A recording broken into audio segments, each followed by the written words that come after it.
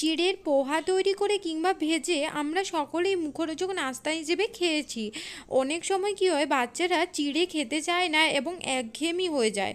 তো আপনারা এই চটজলদি বাচ্চাদেরকে এই নাস্তাটি যদি কখনো তৈরি করে দেন, তাহলে কিন্তু বাচ্চারা আমার মনে হয় খুব তৃপ্তি ভরে খেয়ে নেবে।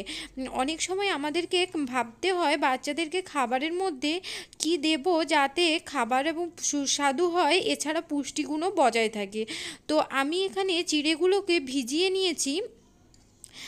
চিড়েগুলিকে ভিজিয়ে একেবারে নরম করে নিতে হবে এবং ভালো করে জল ঝরিয়ে একটি পাত্রে ছেঁকে নিতে হবে।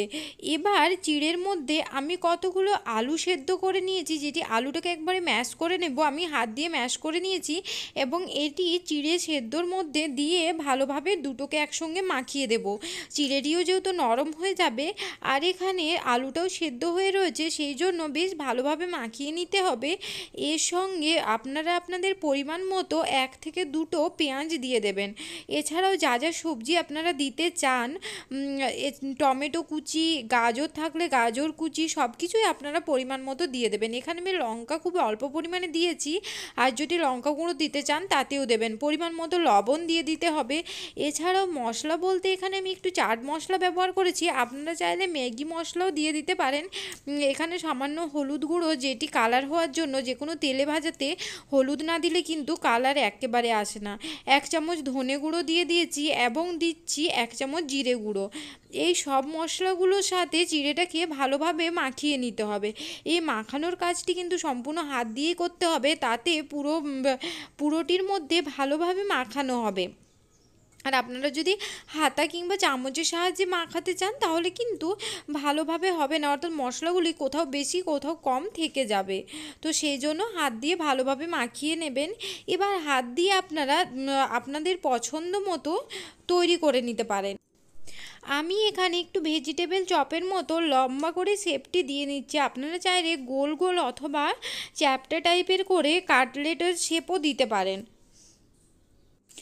এইভাবেই সবকটাকে তৈরি করে নেবেন।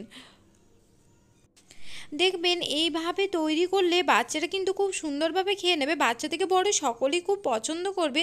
এছাড়াও সবজি যারা খেতে পছন্দ করে না অথবা চিড়ে পছন্দ করছে না, কিন্তু এইরকম নাস্তা আপনি যদি তৈরি করে নেন তাহলে দেখবে অনায়াসেই খেয়ে নিচ্ছে। তো এইভাবে আমি সবকটা তৈরি করে নিচ্ছি। আর এখানে এগুলি ভাজার জন্য আমার একটি ব্যাটার তৈরি করতে হবে। তো ব্যাটারটির মধ্যে আমি দিয়ে দিচ্ছি 2 চামচ মতো কর্নফ্লাওয়ার, এছাড়াও 2 চামচ মতো ময়দা। সব দুটিকেই ভালোভাবে মিশিয়ে নিচ্ছি এবং এখানে দিয়ে দেব কয়েকটি কুচি করে রাখা ধনেপাতা। এটি অবশ্য আপনারা যদি মাখানোর সময়, অর্থাৎ চিড়েটি মাখানোর সময় দিয়ে থাকেন তাতেও কোনো অসুবিধা নেই, কিন্তু আমি এখানে ব্যাটারটার মধ্যেই দিচ্ছি। এবার এখানে জল দিয়ে ব্যাটারটি ভালোভাবে রেডি করে নেব। খুব বেশি মোটা করব না এবং খুব বেশি পাতলাও করব না, মিডিয়াম একটি ব্যাটার তৈরি করে নেব। এখানে দেখো আমার অনেকটাই মনে হচ্ছে মোটা হয়ে গেছে, আর একটু সামান্য জল দেব, তাতেই কিন্তু আমার ব্যাটারটি একেবারে পারফেক্ট রেডি হয়ে যাবে। এবারে ব্যাটারটি তৈরি করে আমি সবকটা নাস্তাকে এর মধ্যে চুবিয়ে তেলে ভেজে নেব। এখানে আপনারা কিন্তু এই নাস্তাগুলিকে এটির মধ্যে চুবিয়েও ডিরেক্ট তেলে না ভেজে ব্রেড ক্রাম্বসেও ডুবিয়ে নিতে পারেন, কিন্তু আমি এখানে আর কোনো ব্রেড ক্রাম্বস ব্যবহার করিনি, শুধুমাত্র এই কর্নফ্লাওয়ার গোলা জলের মধ্যে ডুবিয়ে এই নাস্তাগুলো তৈরি করে নিচ্ছি। এটি দেওয়ার কারণ হচ্ছে কর্নফ্লাওয়ারের এই ব্যাটারটির মধ্যে ডোবালে নাস্তাগুলি কিন্তু খুব মুচমুচে হয়, সেই কারণে আমার এই প্রসেসে তৈরি করা। আপনারা যদি এখানে ডিমের ব্যাটার তৈরি করেন তাতেও তৈরি করতে পারেন, সেক্ষেত্রেও কিন্তু খেতে আরেকটু ভালো হবে। কিন্তু অনেক সময় কি হয়, ডিম অনেকে খেতে পছন্দ করে না, তো সেই জন্য আমি এখানে ডিমটি অ্যাভয়েড করে এটির অপশনাল একটি ব্যবহার করেছি। তো এইভাবেই সব নাস্তাগুলো আপনারা লাল লাল করে ভেজে নেবেন, আর দেখবেন একটু ভাজা ভাজা হলেই কিন্তু খুব সুন্দর লাল একটি কালার চলে আসে। এইভাবে উল্টে পাল্টে সবগুলোকে ভেজে নেবে, আর ক্রাঞ্চিনেসও কিন্তু দারুণ আসে। তো আজকের আমার এই রেসিপিটা কেমন লাগলো অবশ্যই আপনারা বাড়িতে বানিয়ে সবাইকে খাইয়ে দেখবেন, দেখবেন সবাই কিন্তু অসাধারণ বলবে। তো আজকের এই রেসিপি কেমন লাগলো অবশ্যই কমেন্টের মাধ্যমে জানাবেন, এবং ভালো লেগে থাকলে লাইক কমেন্ট ও শেয়ার করে দেবেন। আর যে সকল বন্ধুরা এখনও আমার চ্যানেলটি সাবস্ক্রাইব করেননি তারা অবশ্যই চ্যানেলটি সাবস্ক্রাইব করে পাশে থাকবেন।